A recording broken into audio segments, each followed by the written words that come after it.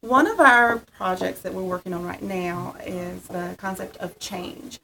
In the North Carolina curriculum for first grade, there's change in a lot of different areas. In science, social studies, how our families have changed, how our neighborhood has changed. So we're bringing that all together into one one little unit that we're doing.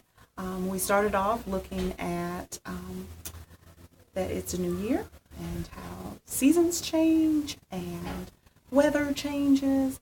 We've looked at shadows when it was Groundhog's Day, and we talked about how our shadows changed. We've done a little experiment where we put a cup outside and marked where the shadows were on the cup, and then came out later and marked where they were again. And it was really interesting talking about how that possibly could have happened.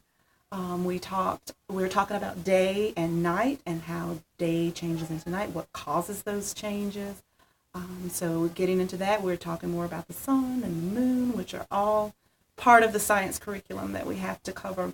We even talked about how Martin Luther King Jr. helped to change some of our laws and the way that we live and work and play together now.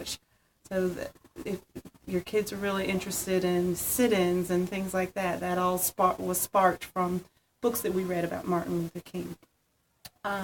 Now we are looking at how our neighborhood right here on Foster Street has changed over time.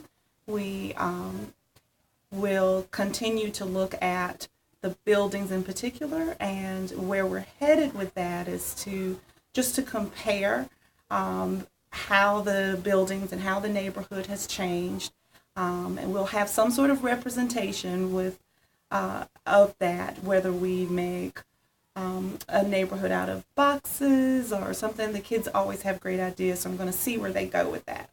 But we will have some sort of representation that we'll do together of that, and then eventually the kids will choose their own topics to study independently about change, and they'll do their own little small projects about change, which I'm really excited to see what they do.